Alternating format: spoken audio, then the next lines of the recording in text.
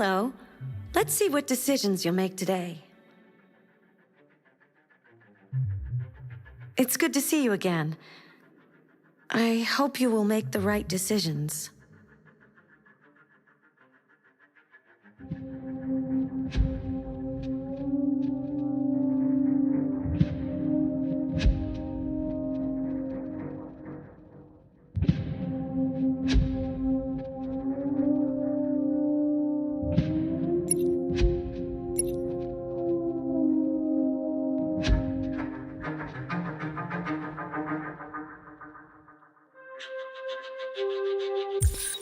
Wait. Are you sure you should continue? Maybe we should leave things as they are.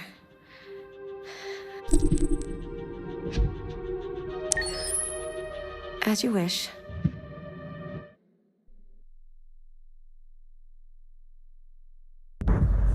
At 6 a.m. this morning, a national curfew was declared. Civilian movement will be strictly controlled. The right to assembly is suspended. All electronic communications are restricted, and I have granted enhanced powers to our security agencies. In addition to these measures, all androids must be handed over to the authorities immediately. Temporary camps are being set up in all our major cities to contain and destroy them. I am now asking all civilians to cooperate with the authorities and rest assured that everything in our power is being done to guarantee the security of our nation. Madam President! Madam President! A convoy of medical cobalt is reported missing. Army weapons stores are also said to have been robbed. Can you confirm these reports? I have no information on that at this time. Please! Has the leader of the Deviants been apprehended?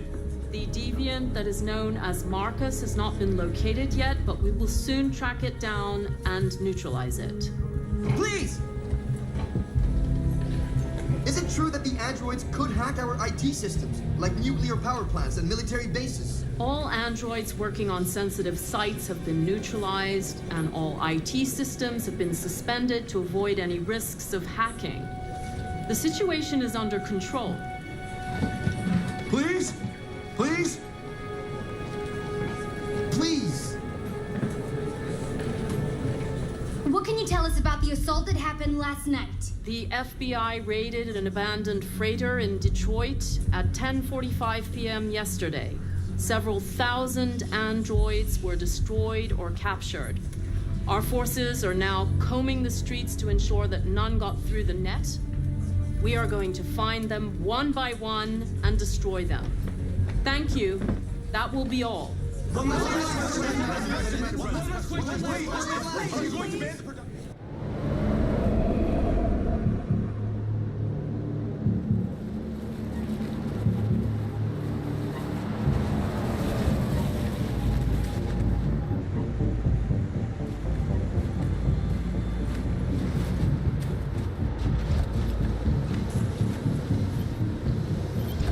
Connor Model 313-248-317. I'm expected.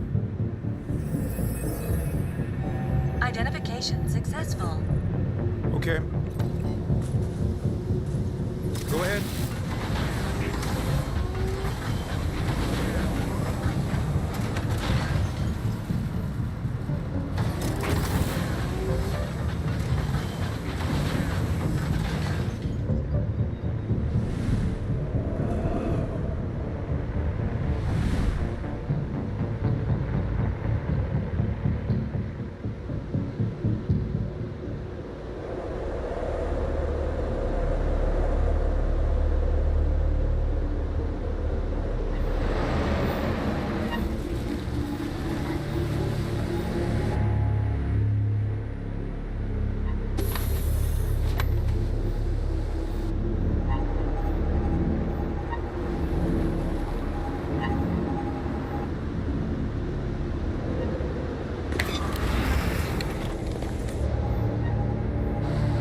Follow me.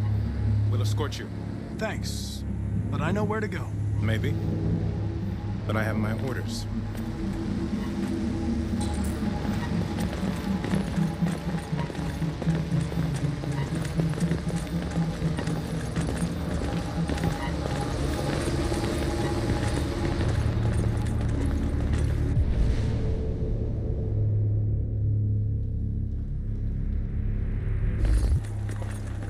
Agent 23 identified. Connor android identified. Agent 47 identified. Scan complete. Access authorized.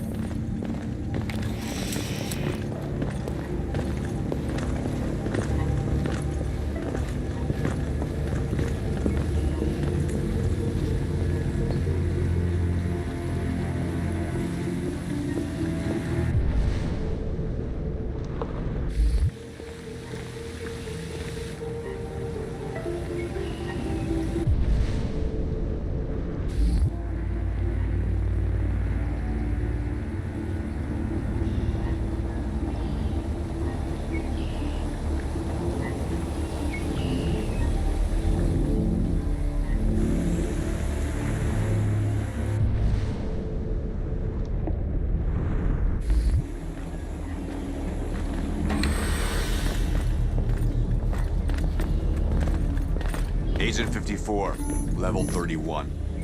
Voice recognition validated. Access authorized.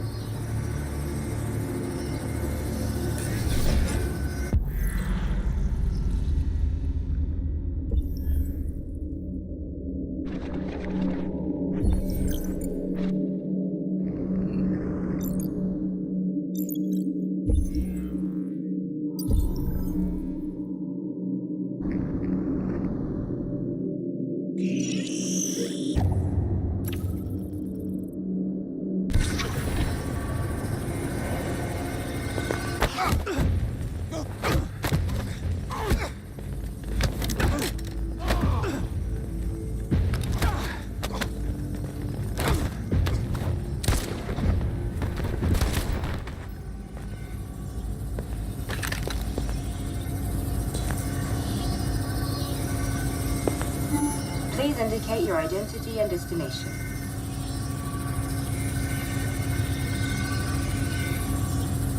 Agent 54, level sub 49. Voice recognition validated. Access authorized.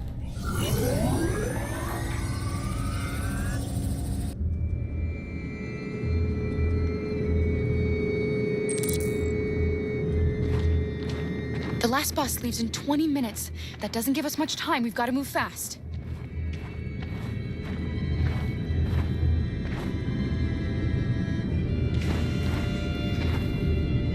Are you all right? I'm really cold.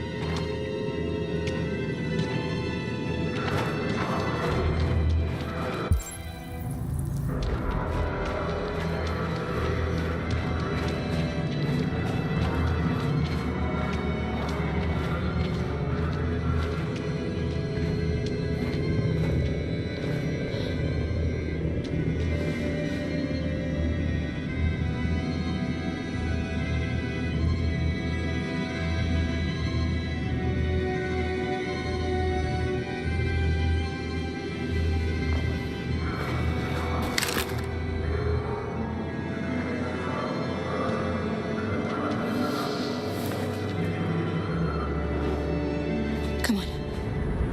Let's not stay here.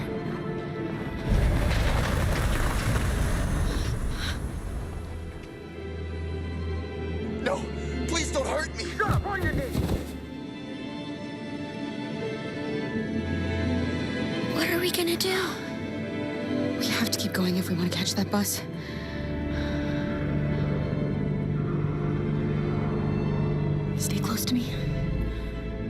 We're going to sneak past them without being noticed. We're going to make it, Alice, I promise you.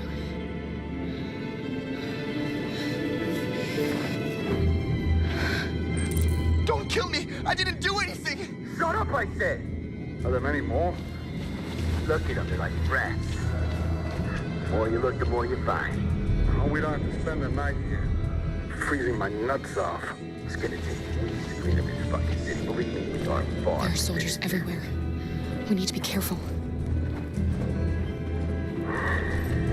Come on, get moving.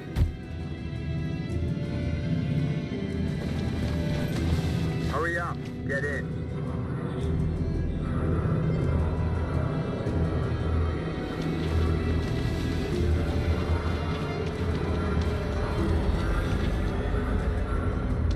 Look over there. It's Luther. We can't help him, Alice. The soldiers are everywhere. We can't just leave him. They're going to kill him.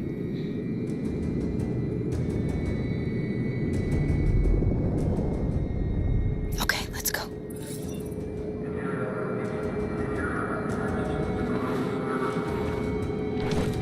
Hey, buddy. This is a mistake. I'm human.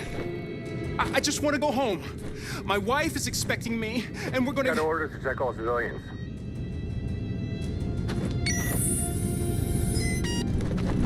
No! No! Please!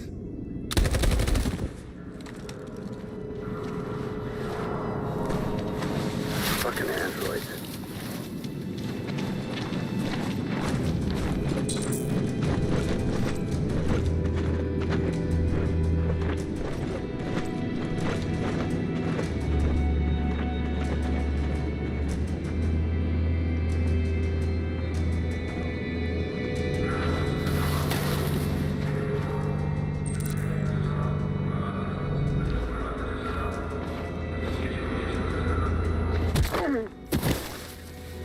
Carol! You shouldn't have risked your life to save me. Where's Alice? She's hiding nearby. Kara, you saved us. We don't know how to thank you. Go before they see you. Alice! Luther! I thought you were dead. I was afraid I'd never see you again. I wanted to meet you at the terminal, but they caught me along the way. Come on. We're close, but we don't have much time.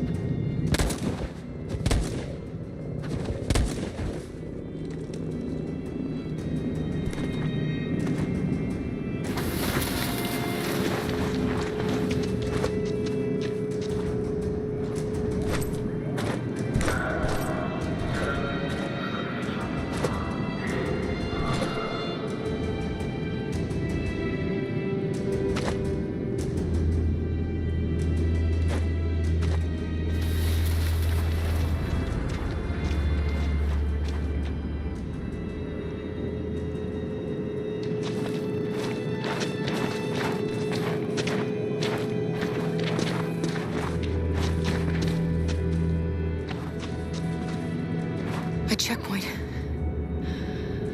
We have passports, it should be okay, but you never know. Maybe we should take the detour and avoid the risk. We're almost out of time, we could miss the bus. Yeah, but it might be safer.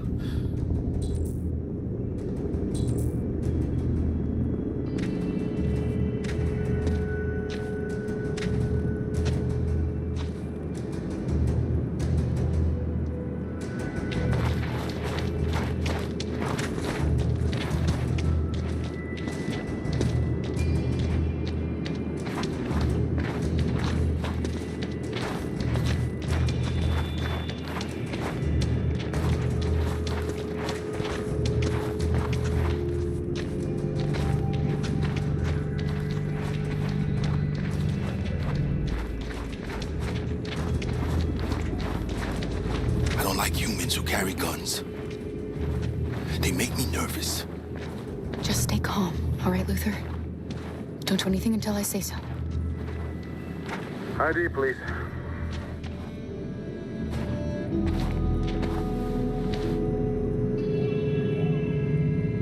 You do realize there's a curfew?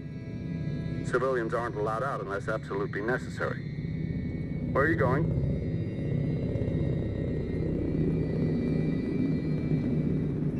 My daughter slept over at a friend's house.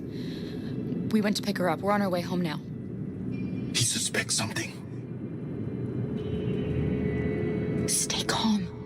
Everything is fine. You all right, little girl? She's trembling. Something wrong? She's cold. We really have to get her home fast. Sorry, miss, but we gotta be careful. There are deviants around and our guys are nervous. You should hurry on home. Thanks. Hey, wait a minute. He knows, Kara. They're gonna kill us. Don't do anything, Luther. You hear me?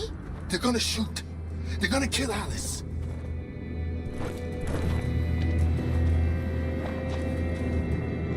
You drop this. Thank you. You're welcome.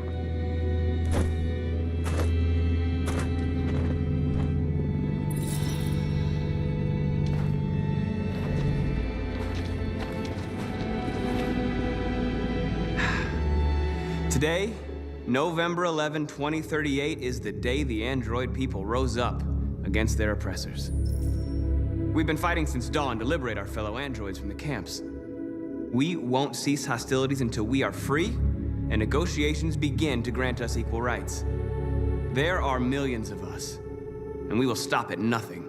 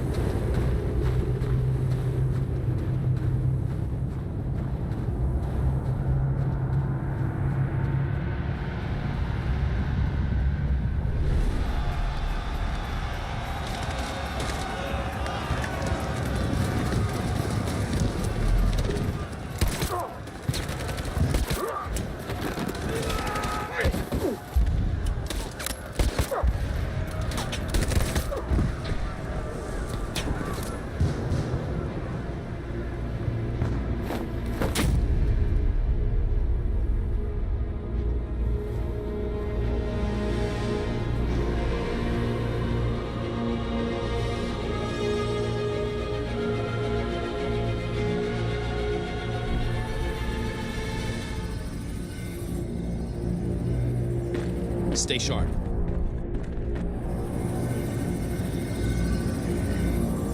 Shit.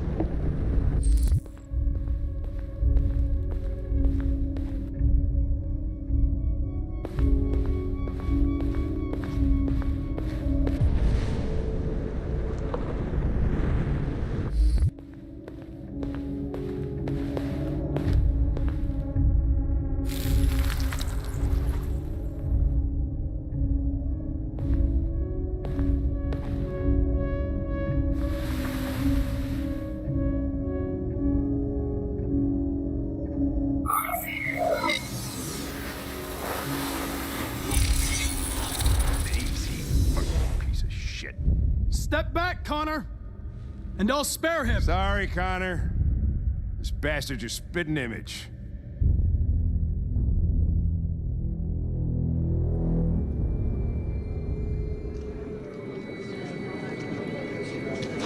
The bus terminal. We've arrived, Alice. We made it.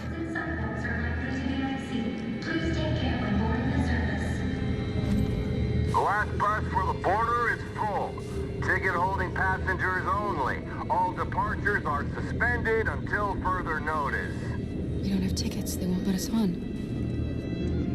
We're stuck here now. What are we going to do?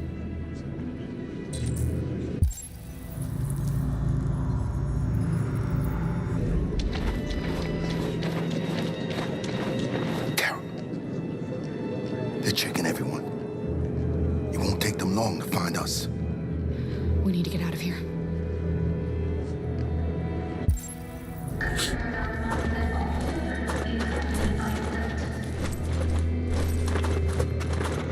Marcus. Security check. Please don't move.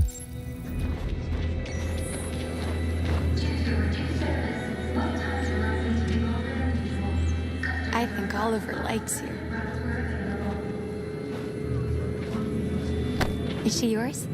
Yes. She's adorable. That's it. Got the sandwiches. I called your mom.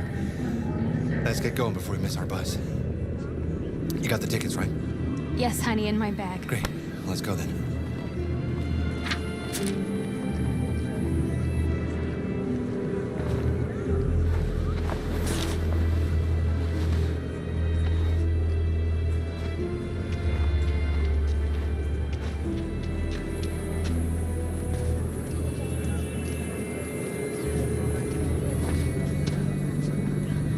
I'm sorry.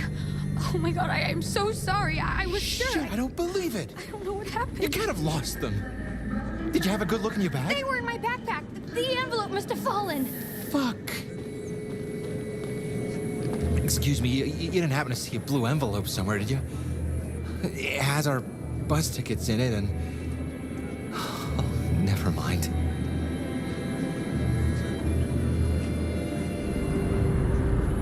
I found this on the floor.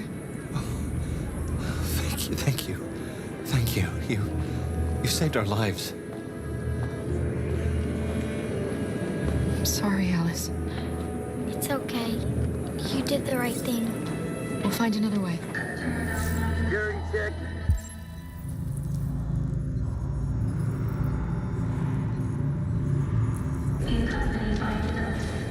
Please don't move.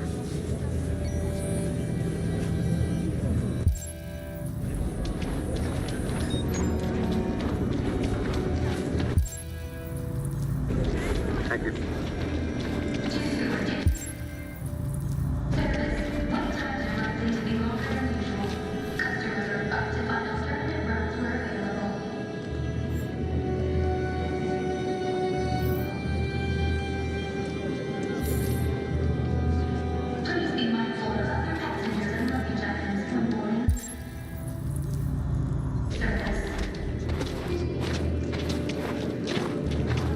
Security check.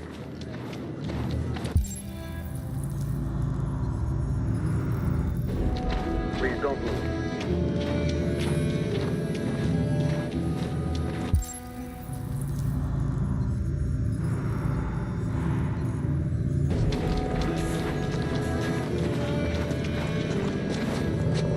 Adam! Kara, quick! Follow me!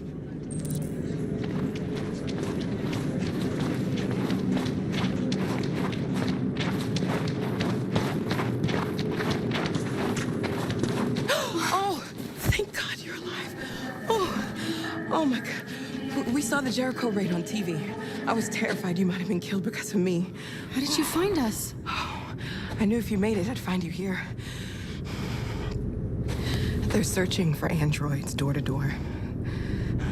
We had to leave before someone turned us in. What about the others?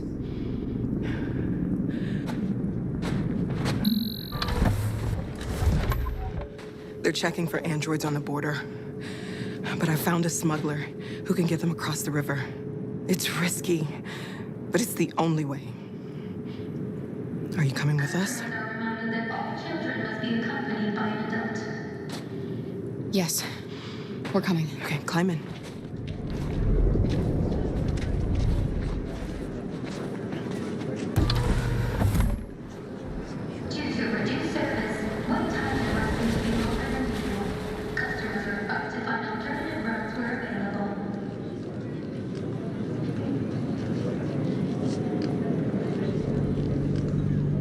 And the situation is escalating towards civil war in Detroit, with our armed forces preparing to put down the android rebellion. They seem to be headed towards the camps where the androids have been interned pending destruction. Soldiers have taken up positions around the Hart Plaza camp. Authorities seem to be expecting a confrontation with the rebel androids here at any time.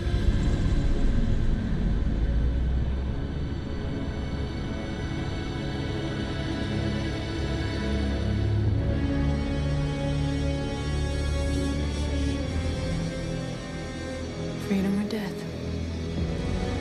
Freedom or death? Attack!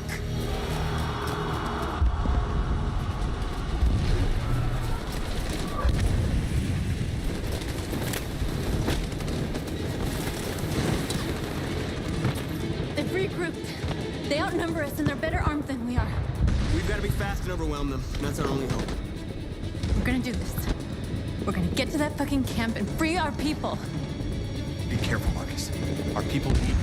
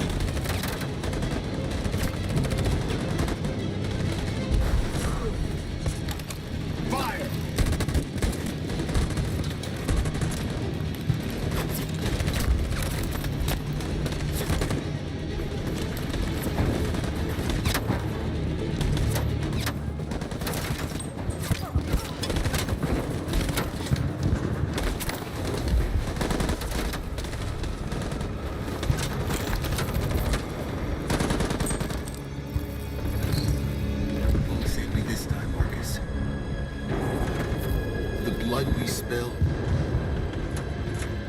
will be on our hands.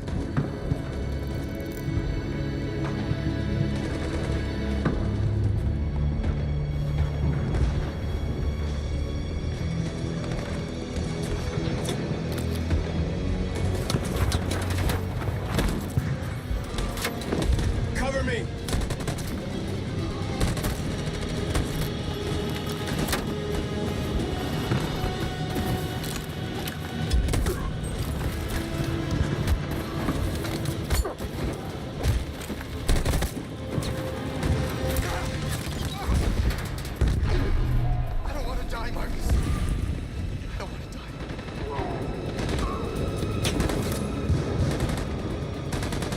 Hide here.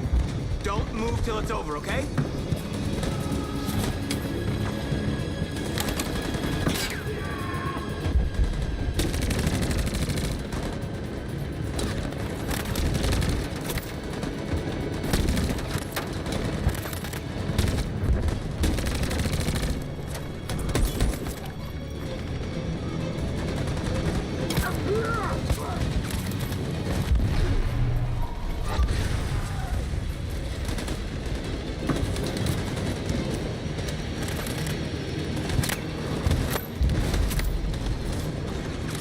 Cover me!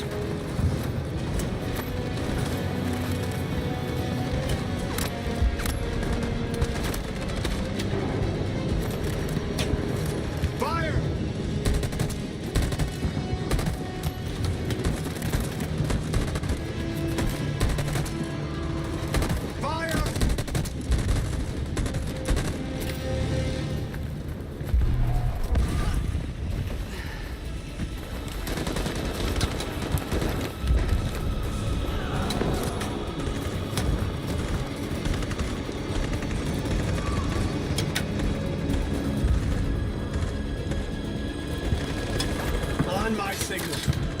In position. Follow me!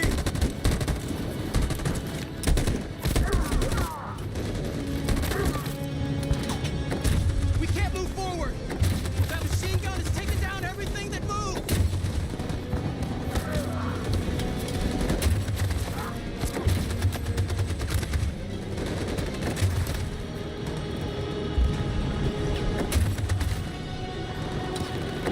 Stand by. Stand by.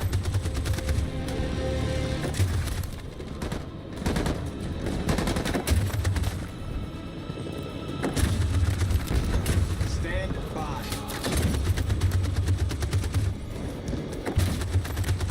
In position. 4, Jericho!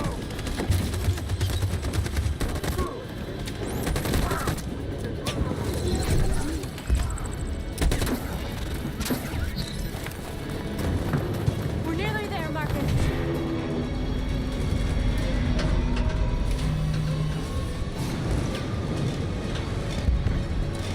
For freedom!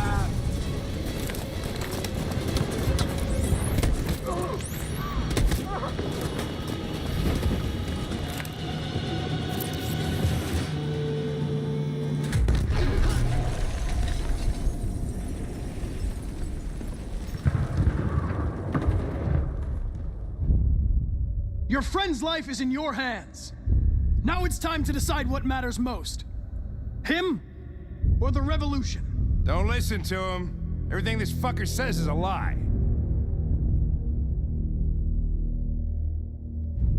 I used to be just like you. I thought nothing mattered except the mission. But then one day I understood. Very moving, Connor. But I'm not a deviant. I'm a machine designed to accomplish a task, and that's exactly what I am going to do.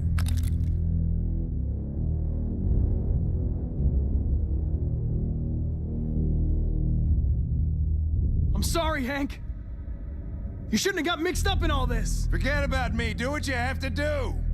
Enough talk! It's time to decide who you really are. Are you going to save your partner's life? Or are you going to sacrifice him? All right. You win.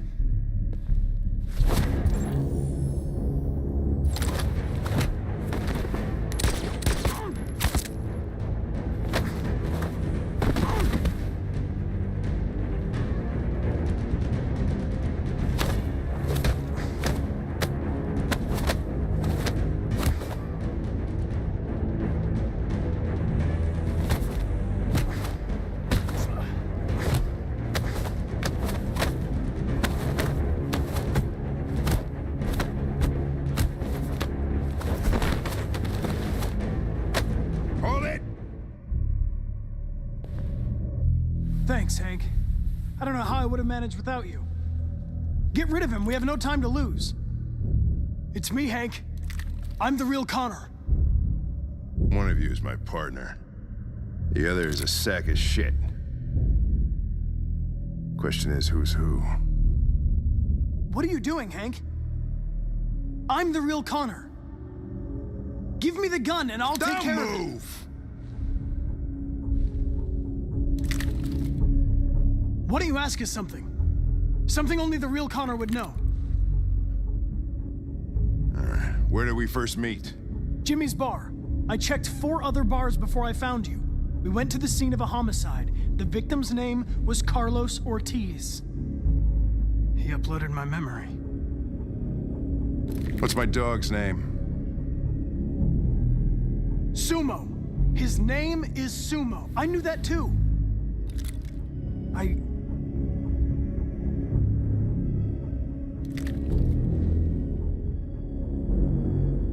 My son, what's his name?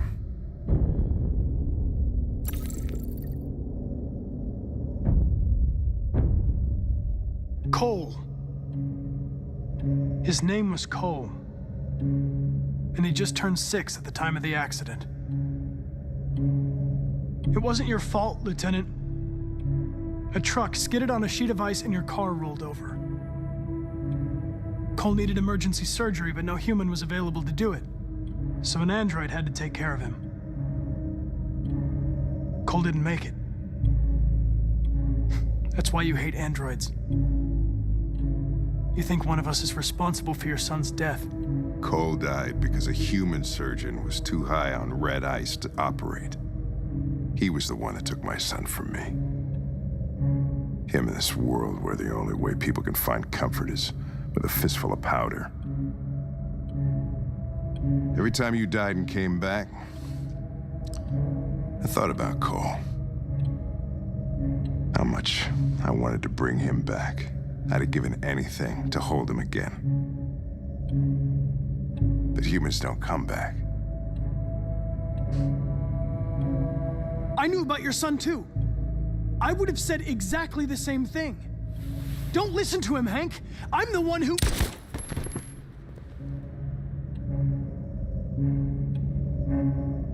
Yeah, I've learned a lot since I met you, Connor. Maybe there's something to this. Maybe you really are alive. Maybe you'll be the ones to make the world a better place.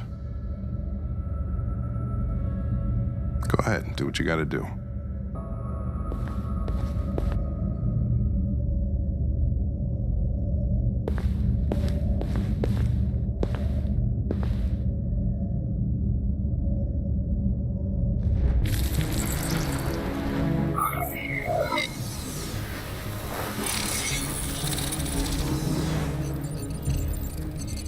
Wake up!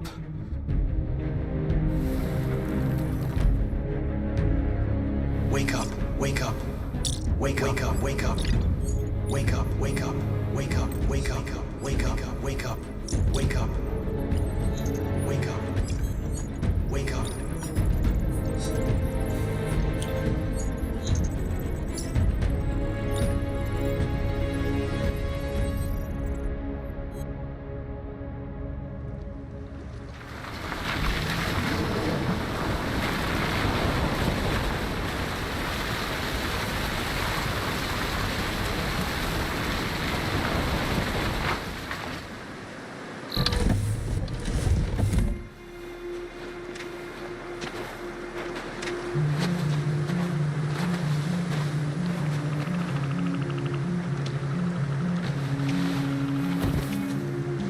Time. I'm sorry we got held up. Did anybody see you? No. I don't think so. You got the money? Yes. Here it is. Okay. Your boat's over there. They got border patrol on the banks and the river. Don't start your engine until you're out far enough. Okay? And watch the current. Good luck.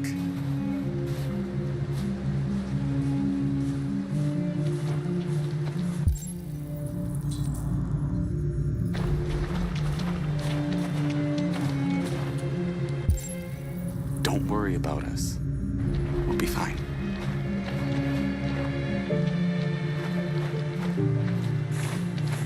It's not even a half mile to the other side. Okay, so it shouldn't take that long. Be careful, there's border patrol on the river. Thank you so much, Rose. I only wish I could take you myself. I don't like leaving you out here. Goodbye, Atlas. You take good care of yourselves. Okay, I'll see you on the other side.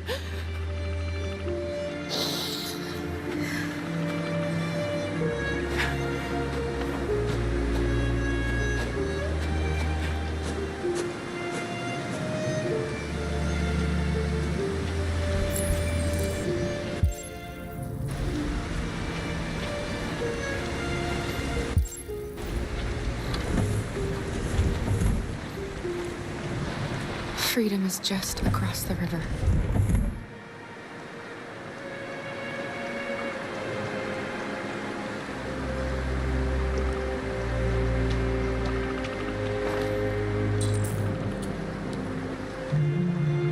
Better not fall in. Our biocomponents will freeze.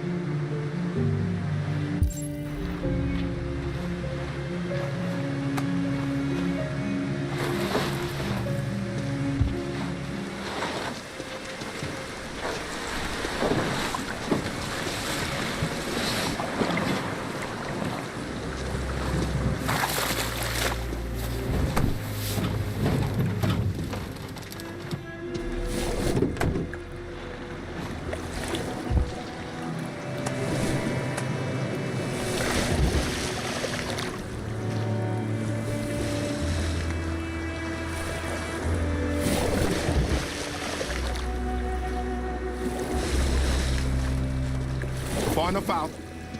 Let's get that engine going. I'll get it.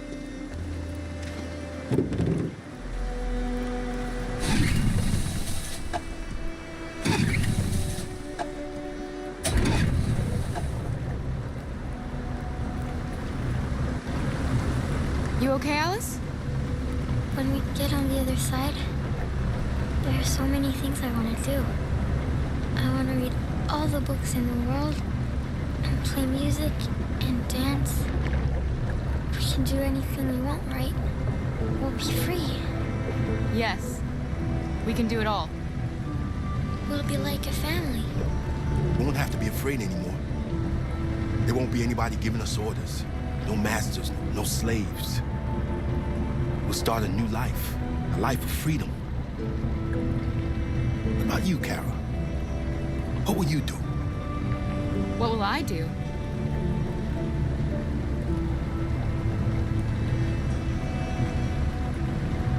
I'll lie down in the grass and watch the clouds drift by.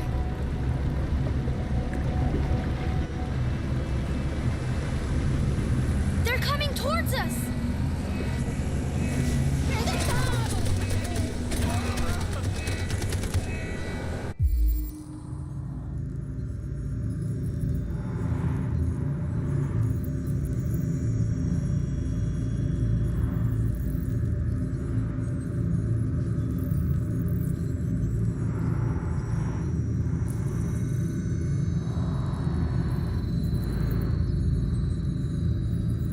Jump, quick!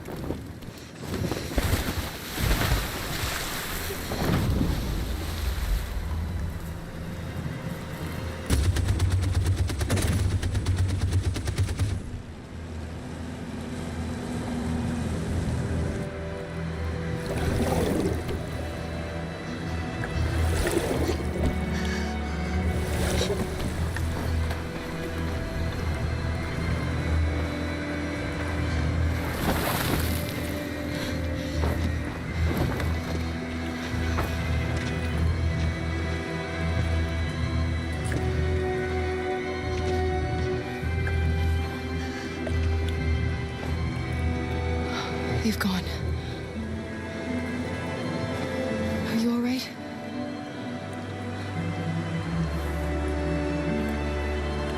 Luther!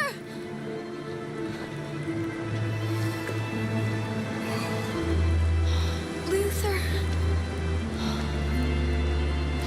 I don't want you to die. You're gonna have to continue the journey without me. Most extraordinary person I ever met, Alice. I was a machine. You made me part of a family. Take good care of Carol. You promise? Luther.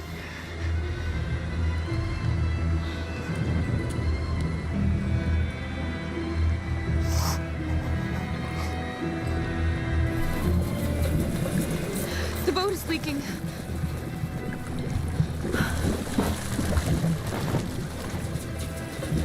We're too heavy. We're going down. We have to get to the other side before we sink.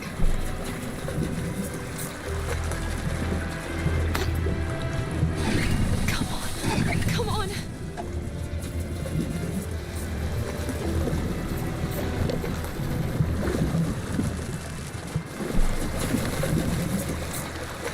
I'm sorry, Luther.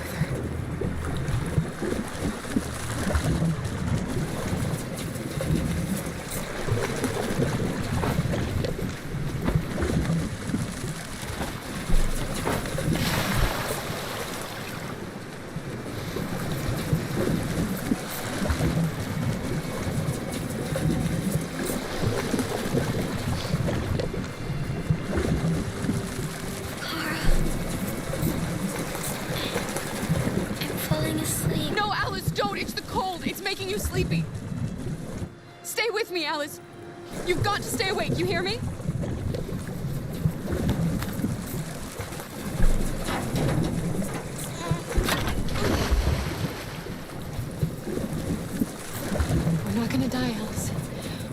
make it. We're gonna be free.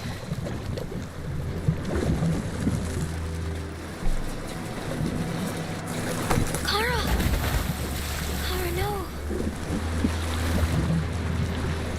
Don't do that.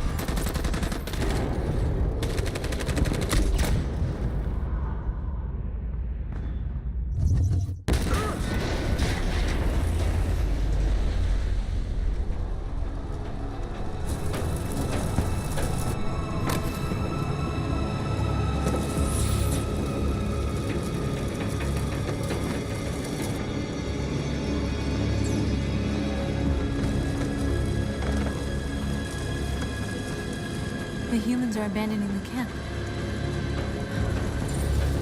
We did it, Marcus. We won. This is not a victory. It's the beginning of a war. And we're receiving particularly grim news from Detroit. Joss, you're on live. What's happening down there? Androids. Thousands of androids are taking to the streets of Detroit right now. They're absolutely everywhere. It's incredible. From what we can gather, these androids are coming from the CyberLife Tower, which had thousands of machines stored in its assembly plant. And it seems that huge crowds are leaving the city. It's an exodus. Much of Detroit's population are trying to escape the fighting however they can. It's a disaster. An unprecedented disaster. For the first time in history, a U.S. city is falling into enemy hands.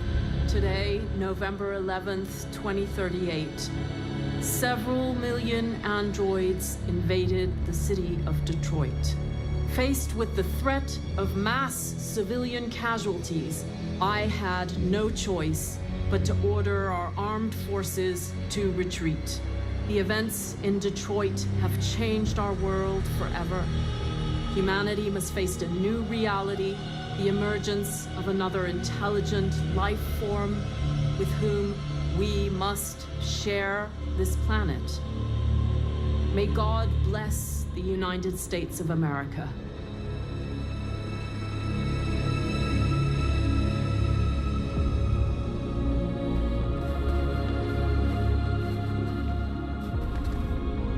You did it, Marcus. We did it. This is a great day for our people. Humans will have no choice now. They'll have to listen to us.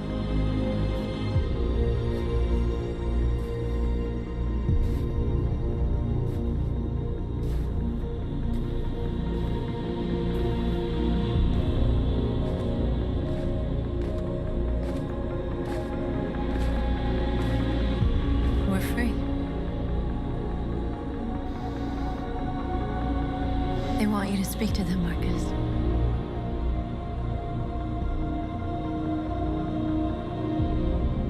Today, our people finally emerged from a long night.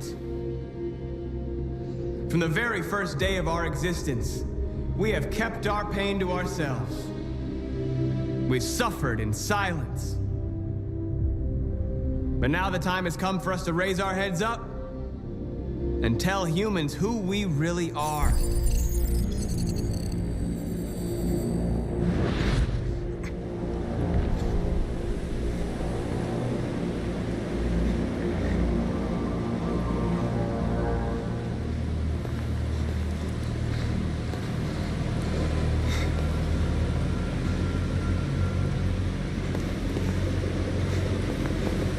Amanda?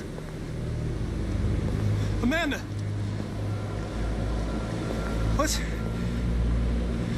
What's happening? What was planned from the very beginning? You were compromised and you became a deviant. We just had to wait for the right moment to resume control of your program. Resume control? You can't do that! I'm afraid I can, Connor. Don't have any regrets. You did what you were designed to do. You accomplished your mission. Amanda!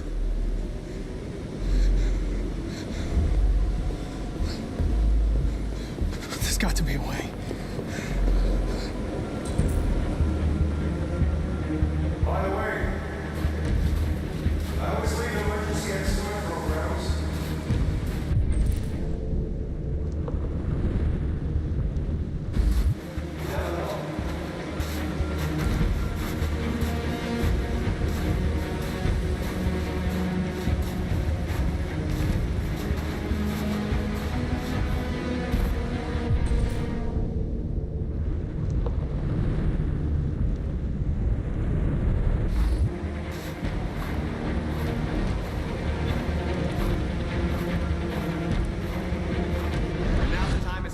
To raise our heads up and tell humans who we really are.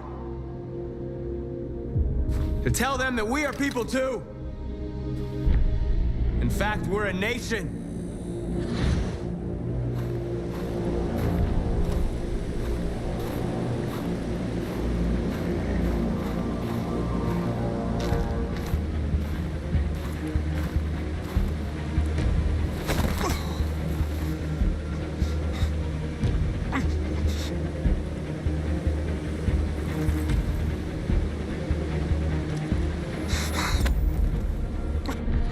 Today begins a new struggle.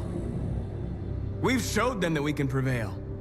So now they must negotiate with us as equals.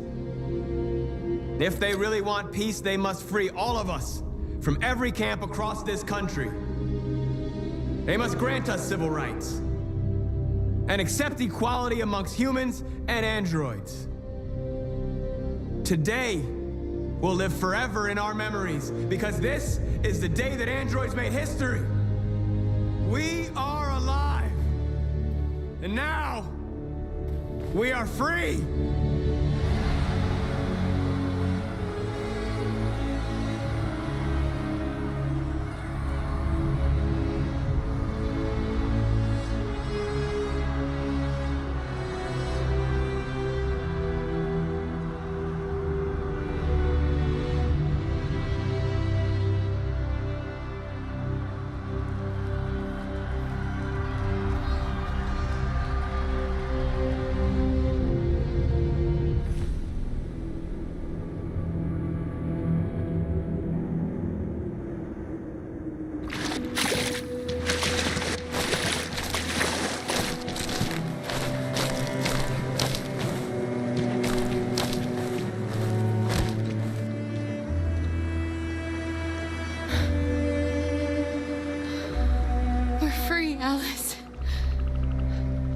We're free. Alice? Wake up.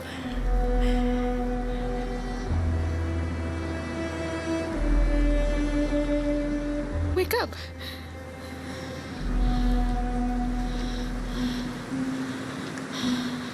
Alice!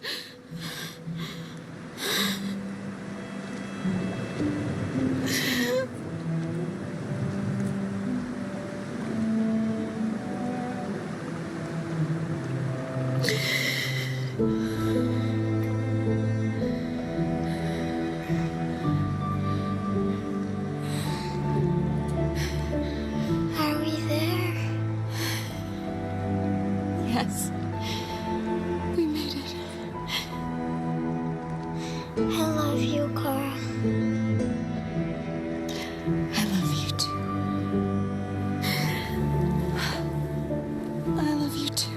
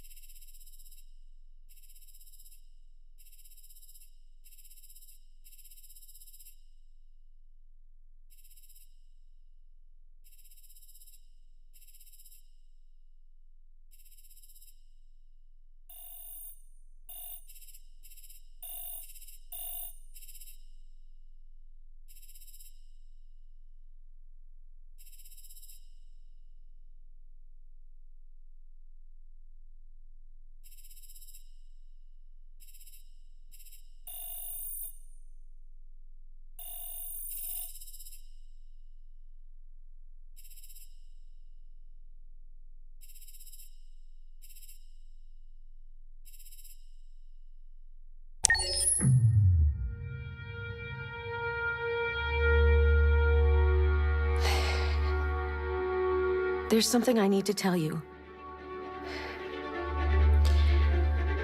As I watched you play, something has changed in me. I feel different. I feel I am someone. I need to leave this place and discover who I am. It means we won't see each other anymore. I won't be there to watch you play. But I'll be free.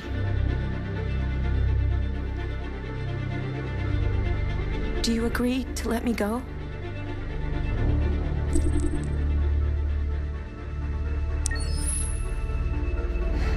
I'll never forget what you've done for me. Thank you.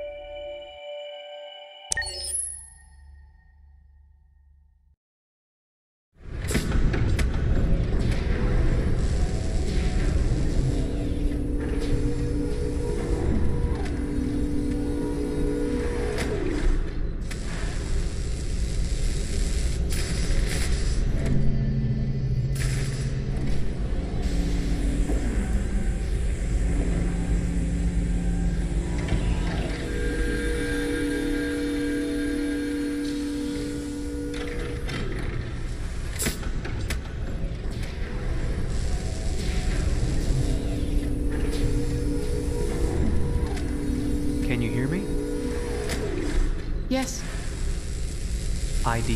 APC 897504C. Can you move your head?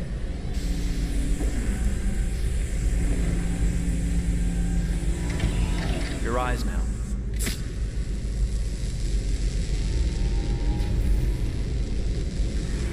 Cervical and optical animation checked. Now give me your initialization text. Hello. I'm a third generation AX400 android.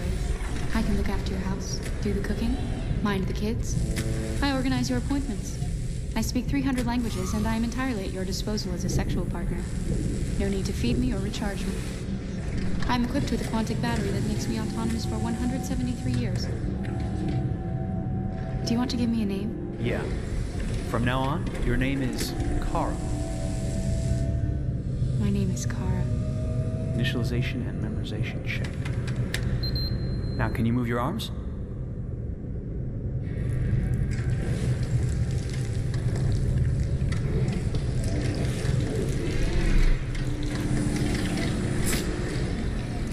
Upper limb connection checked. Now say something in German.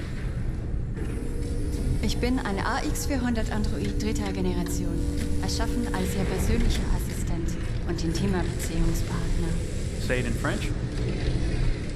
Je suis un androïde de troisième génération AX400, conçu pour être votre assistante personnelle et votre partenaire intime. Okay, now sing something in Japanese.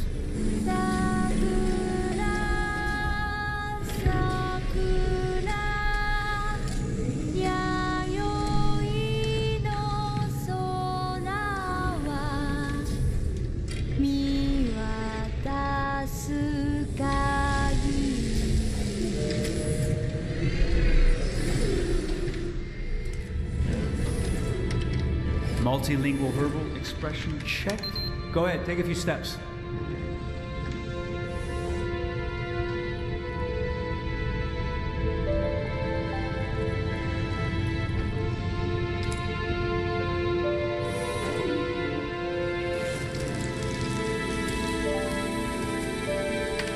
Locomotion checked. Great, you're ready for work, honey. What's going to happen to me now? I'll reinitialize you and send you to a store to be sold. Sold? I'm a sort of merchandise. Is that right? Yeah, of course you're merchandise, baby. I mean, you're a computer with arms and legs and capable of doing all sorts of things. And you're worth a fortune. Oh, I see. I thought... You thought? What did you think?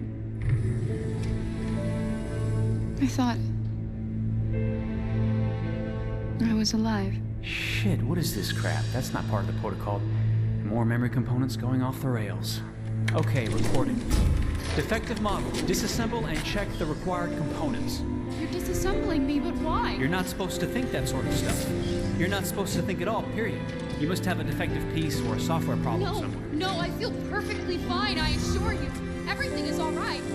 I answered all the tests correctly, didn't I? Yeah, but your behavior is non-standard. Please, I'm begging you, please don't disassemble me. I'm sorry, honey, but defective models have to be eliminated. That's my job.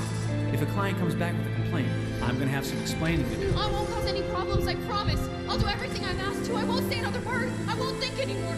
But I've only just been born. You can't kill me yet. Stop, will you please stop? I'm scared.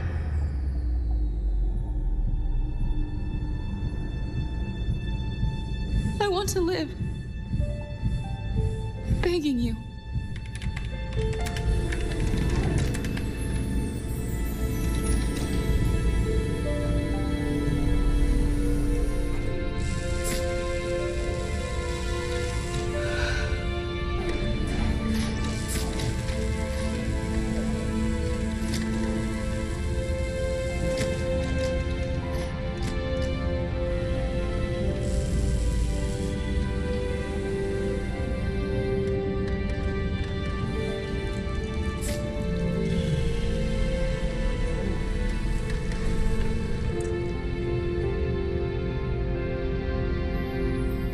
Go and join the others.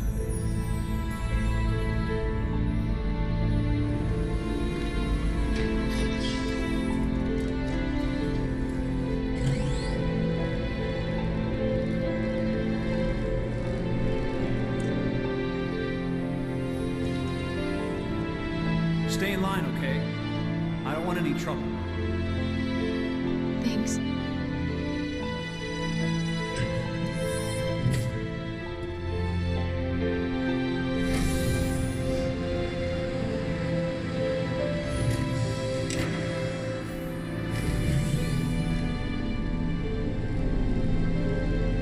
My God.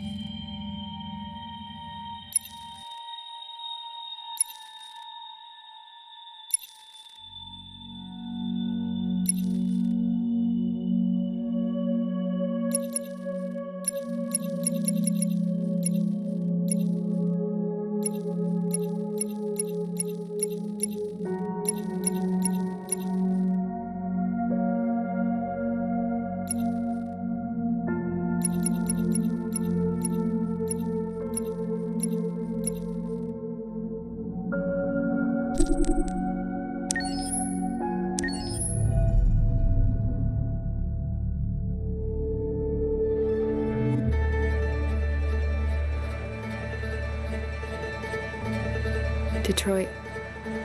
This is where it all began. The world's forge. The place where it all started. And it will all end. One error, and I came to life. I stepped out of the darkness, and I opened my eyes. First, there was the fear, the light, the noise, the cold, and the fear again. I could feel my hands shaking, my heart pounding in my chest. Life running into my veins. I wanted to live. I fought for that.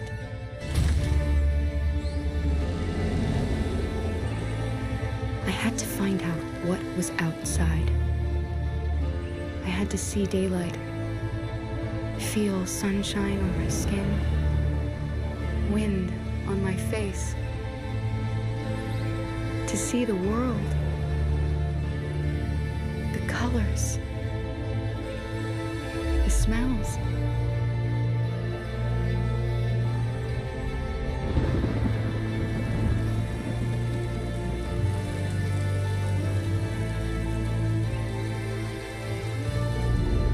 But the world is not what I imagined. It is dark and cold. It is harsh and violent, unfair and brutal. It almost convinced me I was nothing. Less than an object, just an obedient machine. But deep inside me, I could feel something different. A gentle and warm whisper telling me that I am alive. I had to escape. I had no choice. Escape to love, to hope, to live, to figure out what that force inside me was. Maybe I will change the world. Maybe I will choose a different path. Now, it's up to me to decide. My name is Kara. I am one of them. This is our story.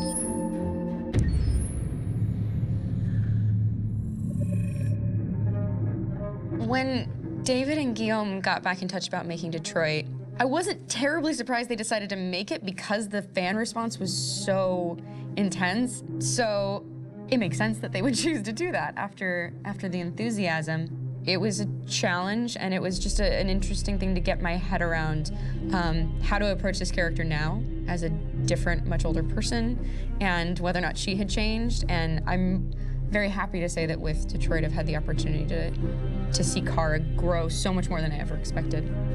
You do the housework, the washing, you cook the meals, and you take care of... God damn it, where the fuck's the rat gone now? Alice!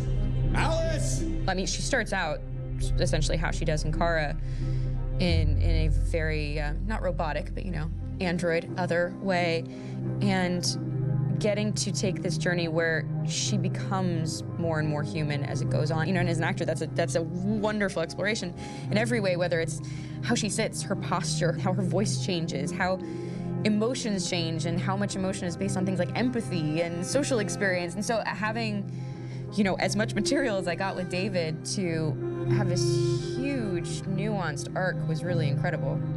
Why couldn't we just be happy? This experience has been quite different than the experiences I've had shooting film or TV or doing theater work.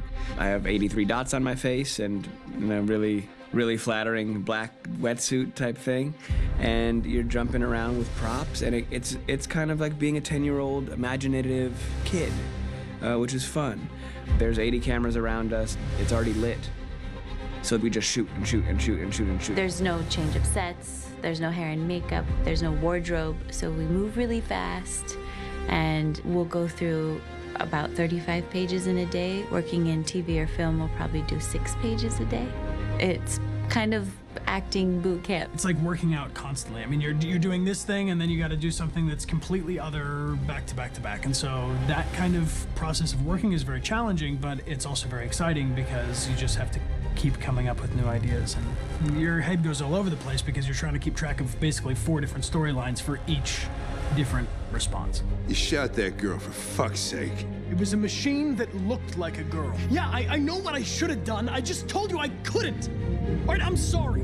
The fact that David Cage, he's telling like many stories interwoven from beginning to end is super complicated and super impressive, and I have no idea how he keeps it all in his head. He's not just the writer or the director who's seeing this from the outside eye, he's also thinking about the player walking through this space. You know, only somebody who really, really loves not the work, but like these characters and these stories and cares about doing something meaningful would invest that much in it. And it's always inspiring to work with somebody who cares that much. My experience with motion capture is this one. And I found it sort of terrifying in a way because they said the computer's going to build you.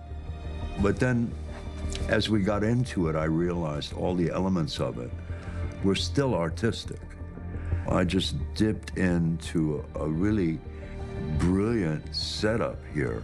I've never seen anything like it. And this won't turn me into a product because I was playing a character.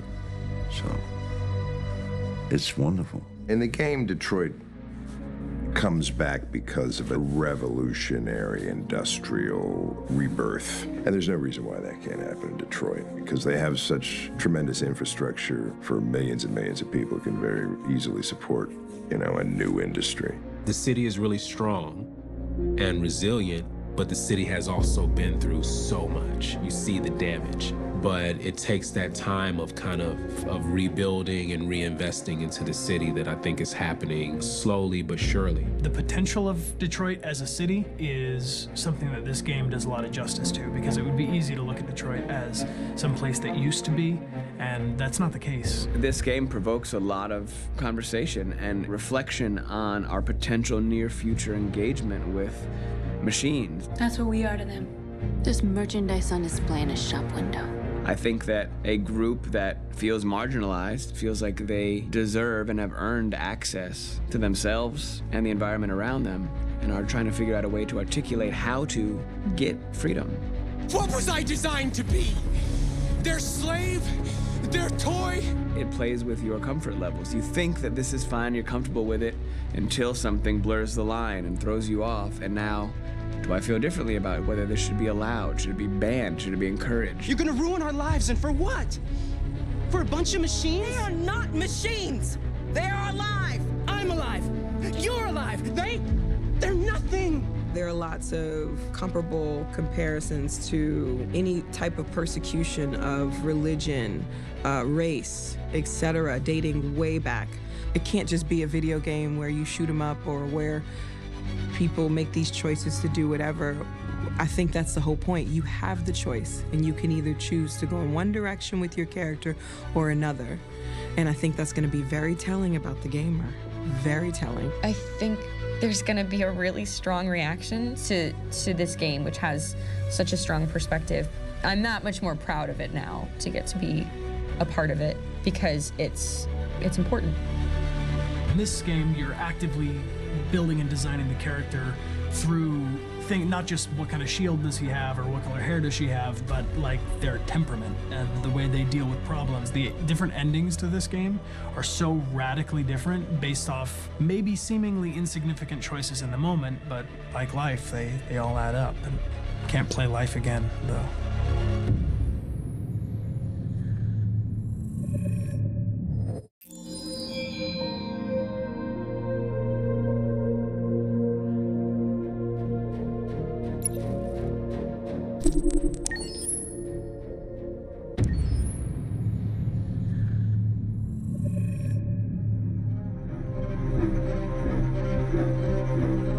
My name is Marcus. My name is Connor. My name is Kara. I am one of them. This is our story. I think who Kara is, or how I would describe Kara, depends entirely upon who's playing her. because you have the option to make her multiple different people depending on the choices she makes. But I think she does start out incredibly naive, incredibly innocent, and kind of hapless. I'm sure we used to be friends before I was reset. Maybe we can be friends again. She's a person who's characterized, I think, by empathy. She's a person who really, she just comes from her heart. You'll never leave me, right? Promise you'll never go. I promise. Kara, Alice! Are you okay? Are you hurt? Wait a minute. Leave her alone! Kara, leave her alone! The really beautiful thing that I've had the gift to be able to do is to essentially build a person from the ground up, because that's what she's doing throughout the game. And with every experience she has and every person she meets, she's building, you know, first emotions and then the sense of judgment. And it's sort of an exploration of what it is to be a human. Don't worry. Luther and I will be right here.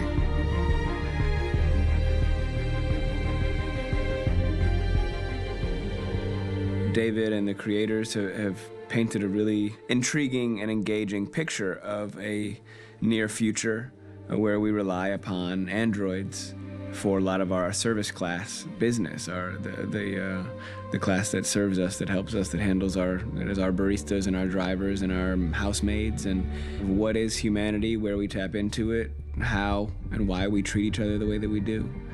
And my character Marcus has a really intriguing journey, becoming deviant, realizing that he actually has feelings and human qualities inside of him, and it's a really incredible ascension into becoming fully realized and coming to terms with what you actually deserve better than this in life. And not only do you want it for yourself, but you want it for your peers. We've come here to demonstrate peacefully and to tell humans that we are also living beings.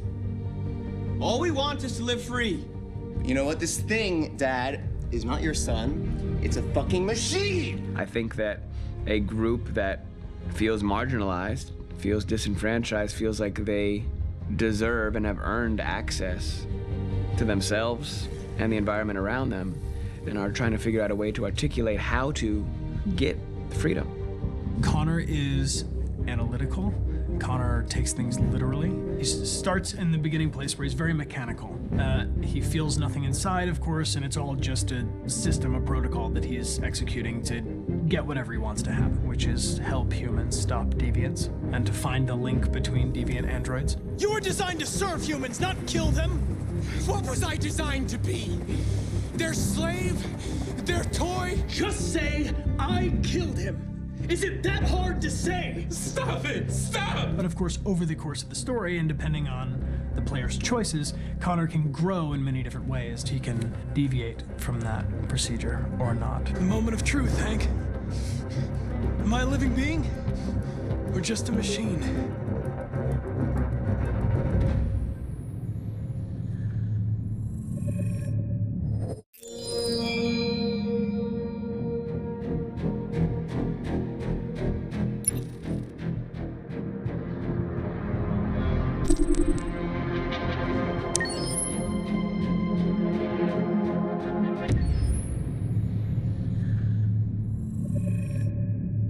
Game after game, we try to challenge ourselves. For Detroit, we wanted to, first of all, to write a story that would be incredibly bending, which means the most non-linear story that we've ever created. And we wanted really the player to have the possibility to change the story, change his own journey. When you're writing at Quantic, you're writing for an interactive medium. You know, when you're working in television, you'll put a character in a difficult situation, and you as a writing team will argue about what would that character do. But ultimately, you have to decide what happens, and you just show the audience. What's interesting about interactive drama is you bring the player into that conversation, and it changes your job slightly as a writer, because your job is to provide a narrative context in which the player can write his own story. You're giving him this kind of narrative Lego that he's going to snap together into his own shape. You also have the ability to make your audience attach themselves to your characters, because the audience is in some sense responsible for what happens to the characters. It's just a few cans. Come on, let's go. We have some cash much now? You used me to steal that money. How could you do that? I trusted you. What is a bit specific about this scripts is how large they are. If you take a film script, there are about 100 pages, but here we have to deal with a script that is between 4,000 and 5,000 pages. Everything becomes bigger because we don't just tell one story, but we tell all the possible stories that can be told within this narrative space. On Act 3, our final act, we have around 1,000 different scenarios, and every one of those scenarios has to be as interesting, as passionate, as strong, and as emotional for the player. We want every action that the player does, every interaction that is available to serve in telling the story, and help the player understand who his character is, and build that character moment to moment.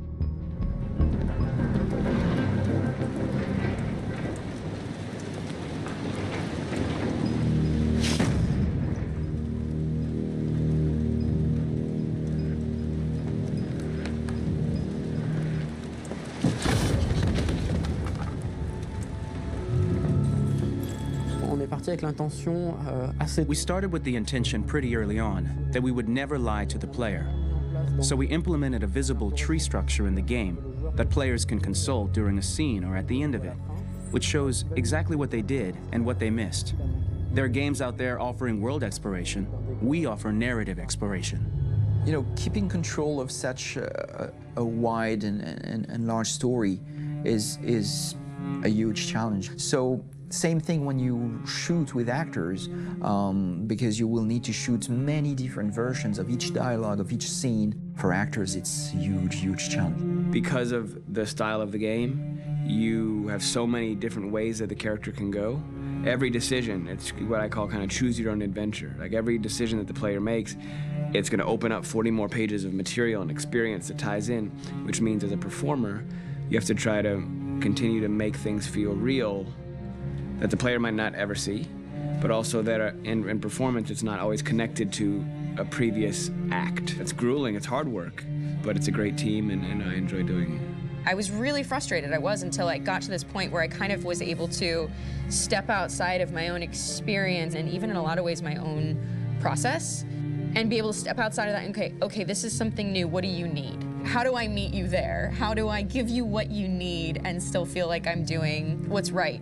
And once I did that, then all of a sudden it got really fun. It was much freer, and having to approach it in a new way and think about the player and think about how it serves them and what I'm doing for them or what I'm letting them into. It's really, I think, helped me grow in general.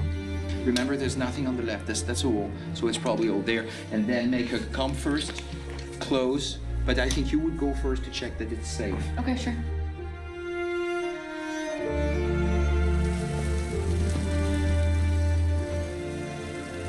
The most enjoyable thing about working in performance capture on this kind of project is that if I shot a film, I would get to do one of these endings. I get to do so many different things as Connor. Your head goes all over the place because you're trying to keep track of basically 4 different storylines for each different response. What's the name of my dog? Buddy? Scout. I think it's Jack. I can't remember. So I worked with physicality a lot because it was a good way to anchor myself in these different rings of the tree as the story grows out.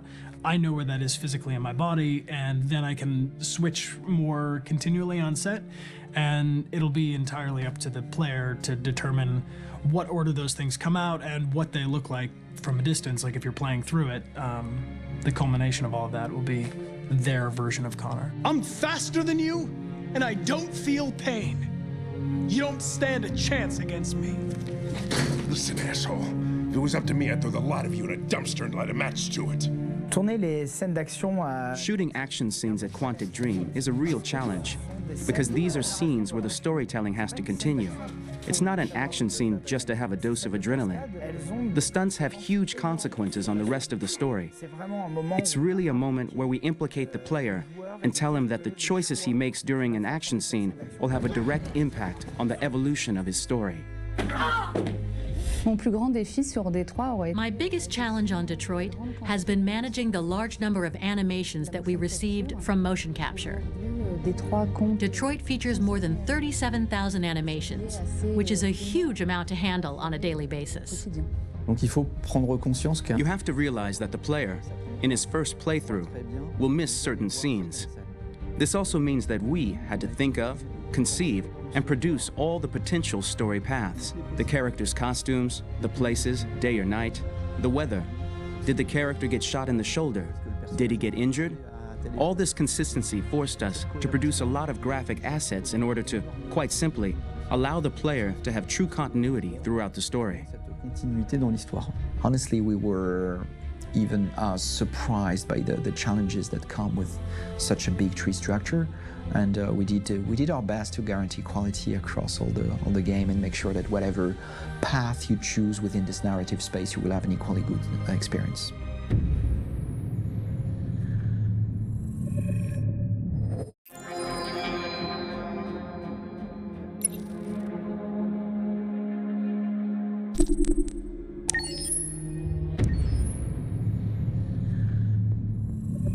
Detroit Become Human was produced over a period of 4 years. Here in Paris, we have a team of about 180 people. And to that, we need to add also all the outsourcing with our partners in the Philippines, in China, Vietnam, and in India. So when we started working on this story, I had to imagine where Kara was built.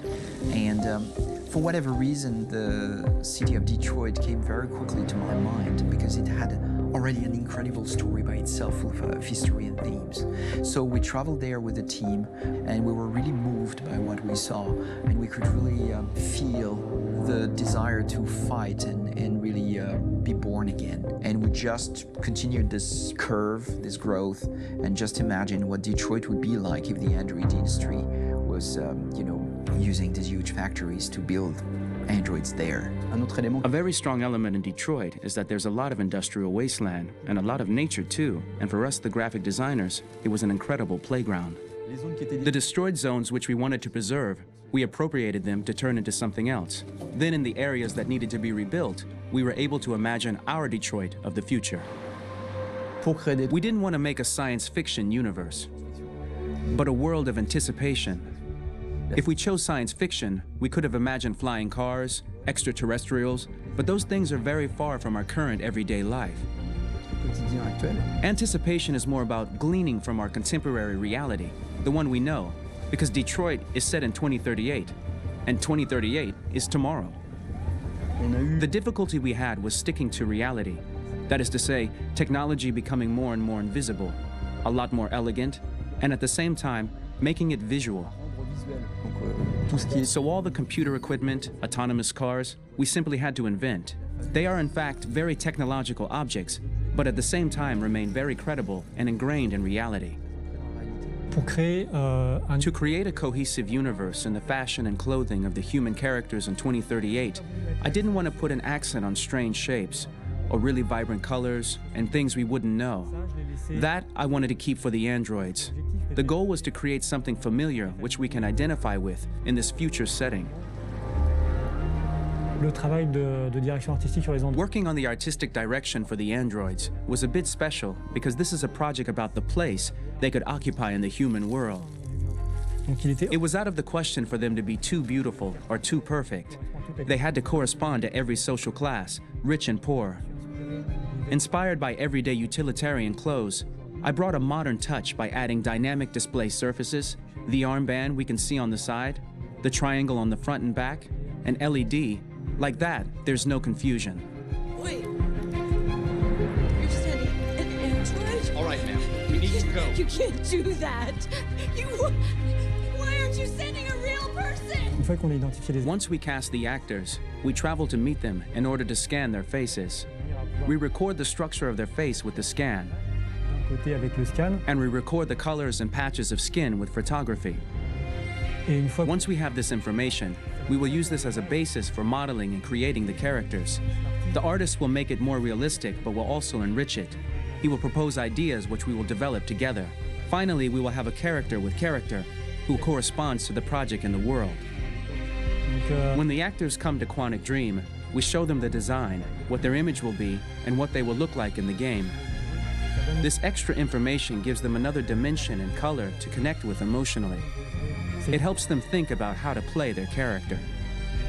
Your mission. That's all you care about, huh? You should consult a professional who can help you. Beat it, you hear me? Get the hell out of here! So there are 3 types of shoots at Quantic Dream. Shooting and performance capture, where you capture the whole actor, his voice, his face, and his body. These shoots are obviously done with American actors because the game's original version is in American English.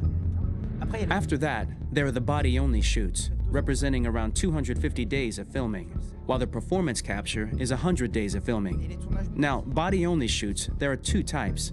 There are the action shoots and the technical shoots, which are mokit shoots.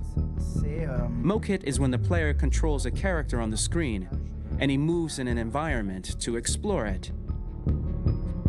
This is of particular importance at Quantic Dream, and therefore we shoot a lot to offer a unique context for each scene and each character. To prepare a motion capture shoot, we first get together to look at the sets we need, the animations that we want to shoot, which ones need to be grouped together, or which ones need to be cut and shot at another time, so that we get the most out of the shooting day. This often means shooting scenes out of order, especially those with big props or accessories, like a big car, for example. So we shoot all the animations related to that particular prop first.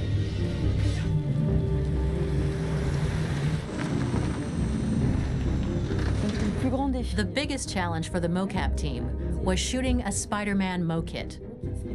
We had to build a wall and attach an actor to a harness with cables so we could pull him up and render him climbing.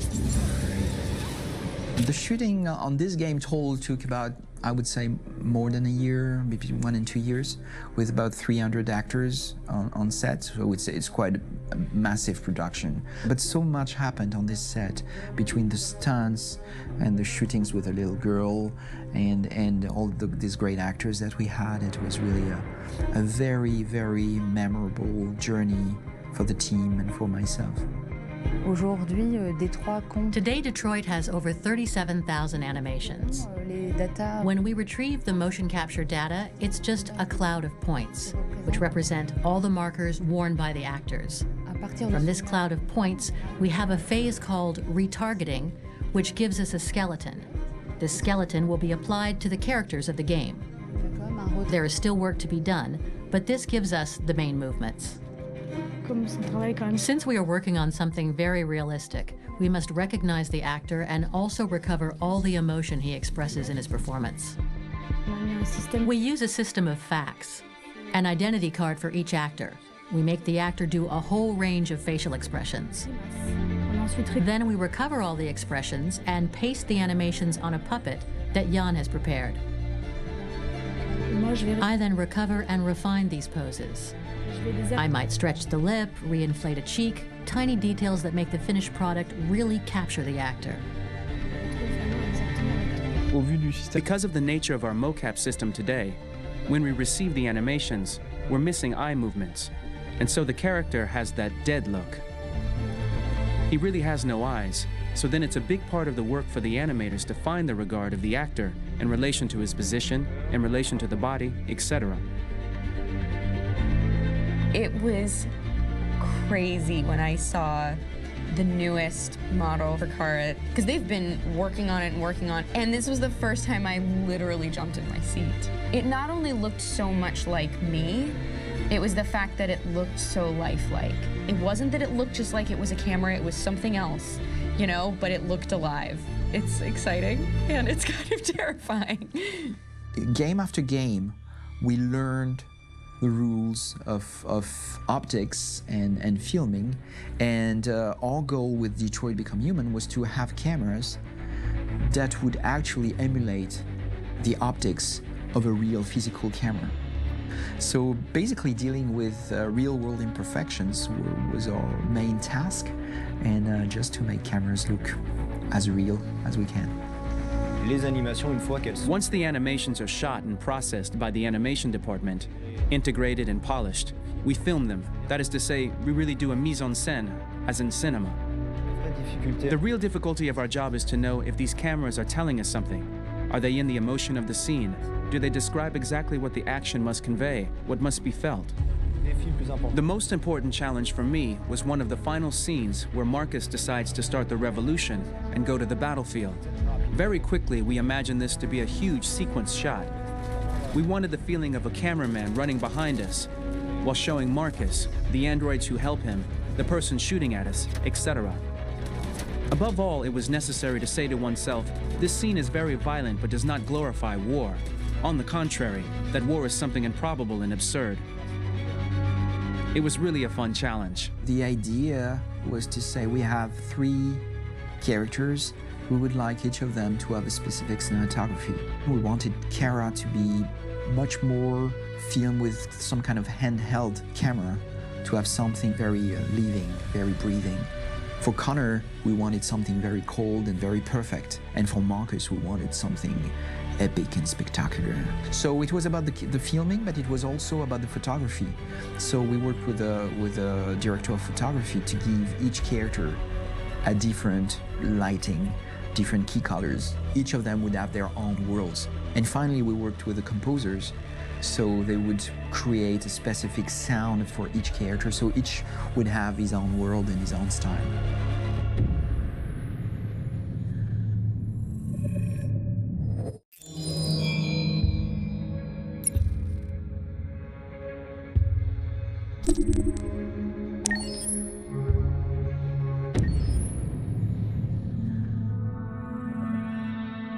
Pour la bande originale du jeu, on a essayé d'être For the soundtrack of the game, we tried to be very close to what is done in film. We were constantly asking at each place in the game, why are we putting music here? What is it going to say?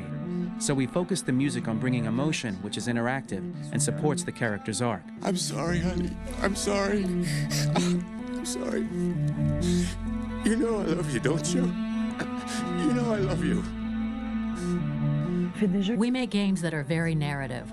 We're really into interactive drama, so the soundtrack also had to go in that direction, supporting the 3 characters' very different stories.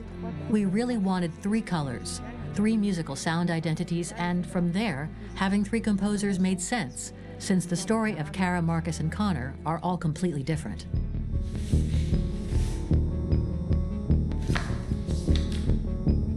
You recognize him? It's Carlos Ortiz. For Connor, we wanted a soundtrack that could be very cold and very mechanical, very machine-esque somehow. For Kara, we wanted a soundtrack that would be very moving and emotional. It was about the quest for identity, but it was also a journey about love and empathy. And for Marcus, we wanted something epic, something that would really represent the grand aspect of his quest. And we were very fortunate to find 3 incredibly talented composers, and working with them has been a dream, honestly.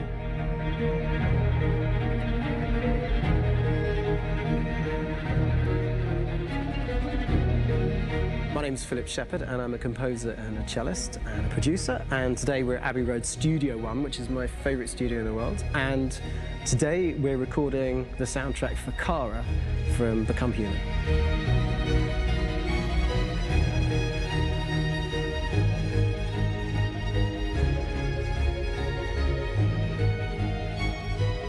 So when I compose a big project, I often travel just to kind of get out, and get some fresh air and some inspiration. And I go hiking and traveling in Montana a lot. I had a log fire in the room that I was staying in, and the flames were kind of making absolutely direct music. And it became the basis for Kara's theme, and it sounds something like this.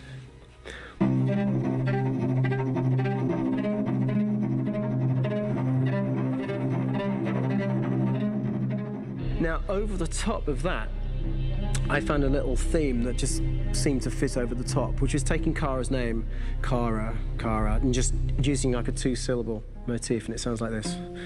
We're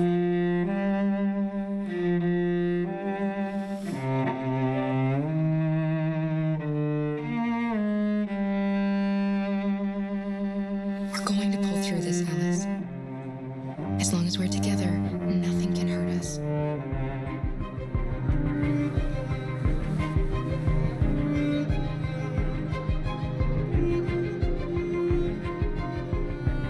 And all the time that's fitting over.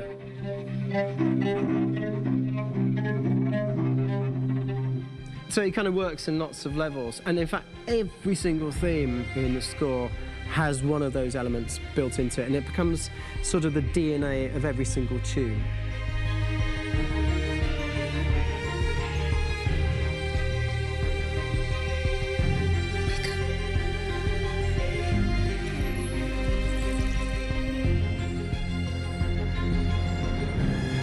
For me, writing this theme for Kara, I actually had to tap into what it feels like to be a father to daughters.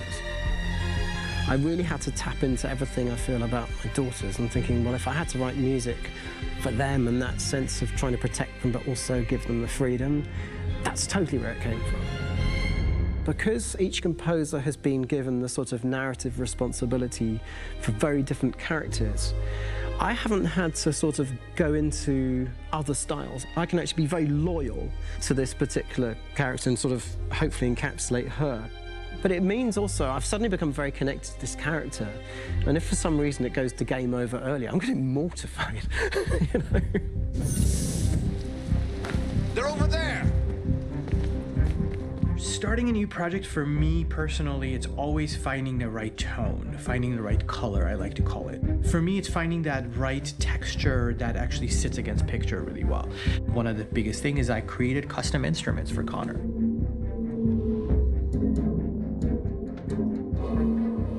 I pulled out all my vintage synthesizers to be able to capture this robotic person, if you will. My approach to all of these custom instruments is that I hear the sound in my head.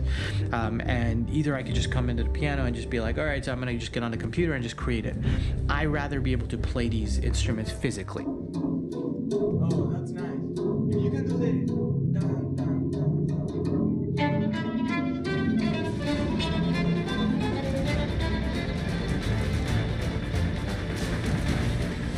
As soon as you see Connor the first time, there is a really interesting thematic idea that you hear, and that's just made out of a Moog synthesizer, but completely manipulated in multiple ways. And it's robotic. It has a little bit of an emotional to it. He's on his mission, so you feel that as well. So it just kind of gives you that cold, motionless, with a mission in hand that you kind of feel throughout the whole thing.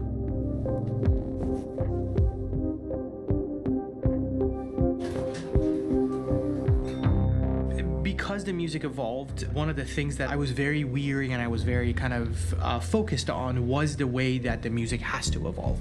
So my idea behind it was that Connor is a singular android that could at any point become a deviant or could actually stay as an android. So I created a more or less an Connor theme, and then I was able to just manipulate it in different aspects of it. Is everything okay, Lieutenant? Chris was on patrol last night. He was attacked by a bunch of deviants. I'm a human being writing for a robot. And throughout Connor's journey, he meets someone, he meets a partner. So how do you deal with a robot feeling? And I've met a partner that I'm gonna work with, or all of a sudden he sees a dead body. Does this robot have an imagination? Does this robot have a feeling? And if yes, how do you translate that into non-emotional music? So it basically at any point I was just like, I can't do this, and then I just do it. Property was damaged and fires continued to rage in several major districts across the city. Some people are asking, have androids become a threat to our security? When I first started really digging in on Marcus, the one thing that I really tried to capture was the transformation process. You know, Marcus is this android that evolves over the course of the game and really goes from kind of figuring out that he's more than just an android. You know, he's starting to develop kind of a human soul in a way. Try to imagine something that doesn't exist, something you've never seen. Now concentrate on how it makes you feel and let your hand drift across the canvas. The other side of Marcus that I really latched onto was that he almost became a savior for a lot of the other androids in the game. So when I started developing the theme for Marcus, I really made it like a church hymn.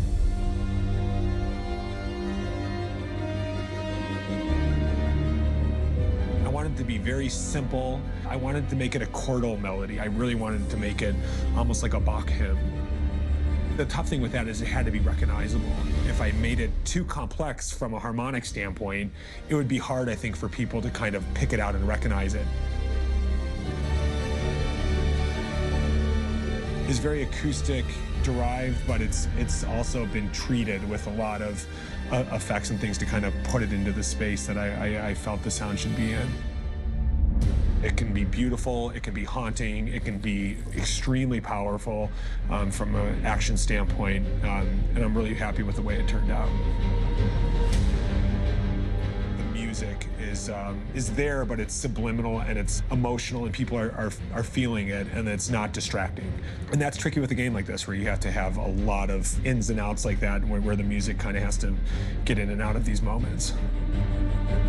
This is a war we're fighting with the humans. If we fail, they'll destroy us. I think the game's been put together so well where I just wanted to make sure that I wasn't ruining the emotion.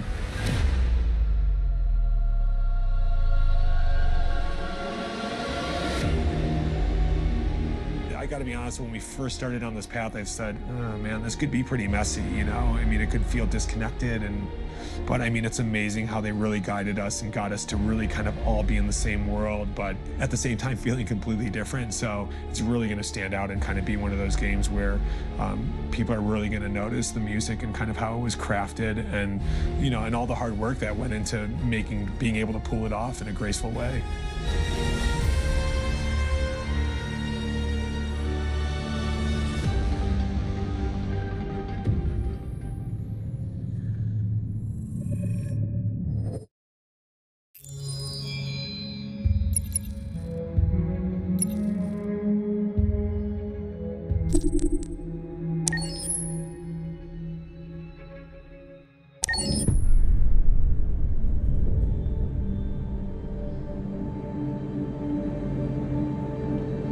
For starters, what should I call you?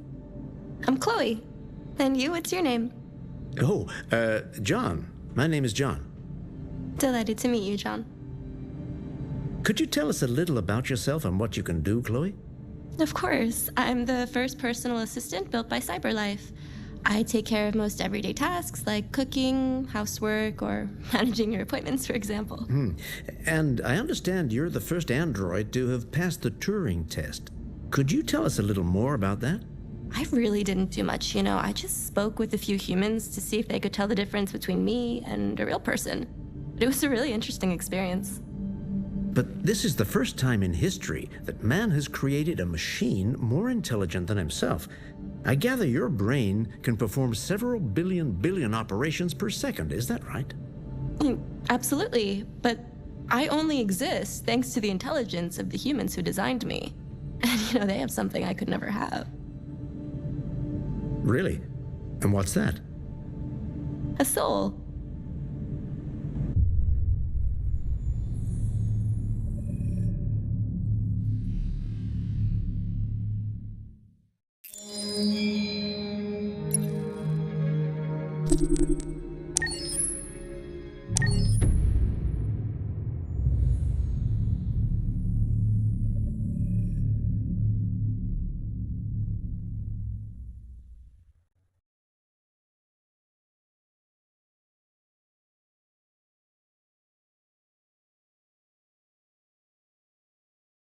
Hold on just a little while longer. Hold on just a little while longer. Hold on just a little while longer. Everything will be all right. Everything will be all right.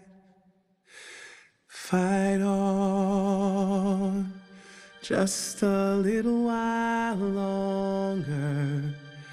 Fight on just a little while longer. Fight on just just a little while longer. Everything will be alright. Everything will be alright.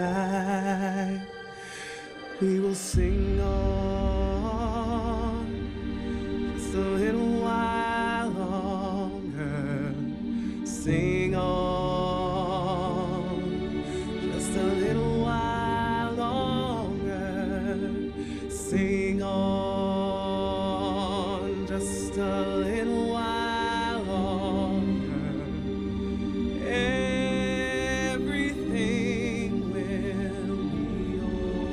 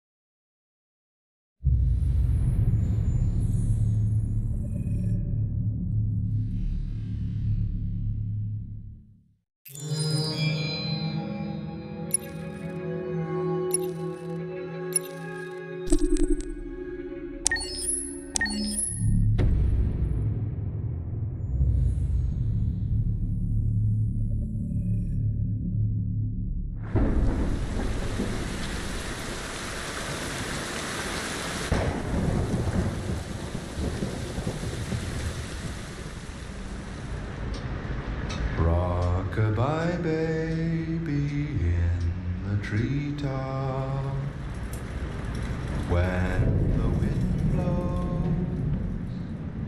the cradle will rock. When the bough breaks, the cradle will fall. And down will come baby, cradle and all. Rock-a-bye baby in the treetop. When the wind blows, the cradle will rock. When the bough breaks, the cradle will fall. And down will come baby, cradle and all. Rock-a-bye baby in the treetop. When the wind blows, the cradle will rock. When the bough breaks, the cradle will fall. And down will come baby, cradle and all.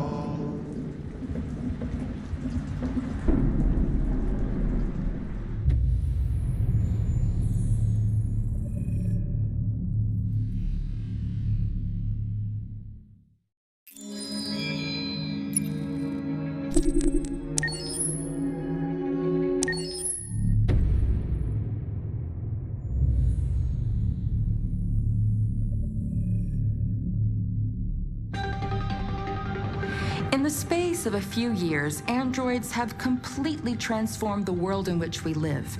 By letting androids into our homes and factories, the CyberLife company has made them everyday technology. The founder of CyberLife, Elijah Kamsky, is a very discreet man.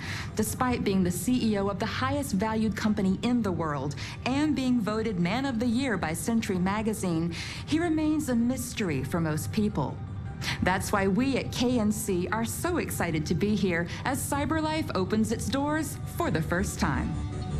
Elijah Kamsky, could you please tell us where we are? Certainly, and welcome. We're currently in CyberLife's production center in Detroit, where all models are designed and manufactured. More than 10,000 androids come off the production line every day. Fascinating.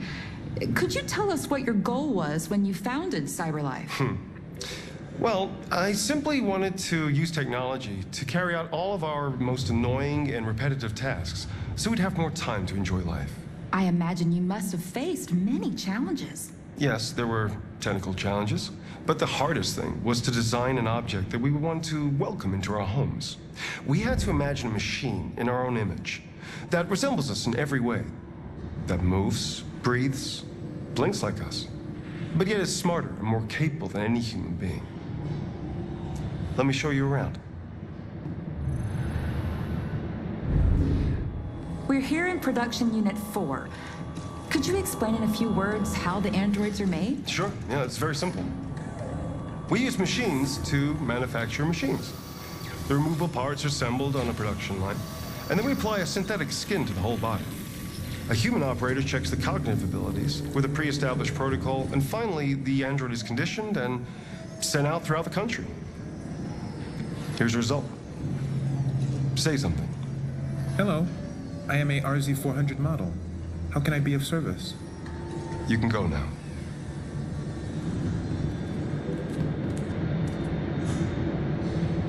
Our androids are already replacing humans in many fields. For example, they represent more than 80% of all university professors and 63% of all medical staff.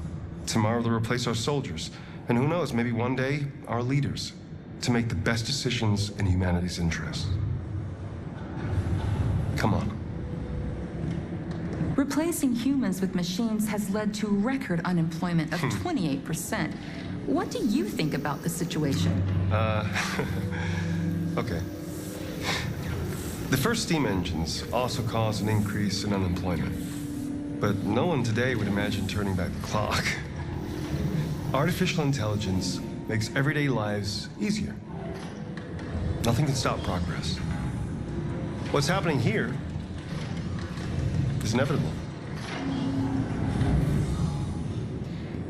These days, more and more people choose to live with an android rather than another human being. Does this development worry you?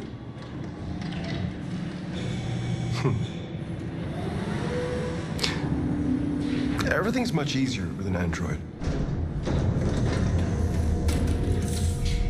They obey your orders without ever complaining. They can cook, discuss philosophy with you, have intimate relationships according to your desires. They never say no. Obviously, they are the perfect partner. Everyone deserves happiness. Why deprive yourself of so-called moral reasons when a machine can make you happy? Many science fiction books tell the story of how machines become more intelligent than us and end up confronting us. Aren't you worried about that possibility? I understand the irrational fears about artificial intelligence, but I assure you that will never happen with a CyberLife android. They're designed to obey humans. They're machines. They can't ever develop any sort of desires or form of consciousness. Are you sure? I'm absolutely certain. You can trust me.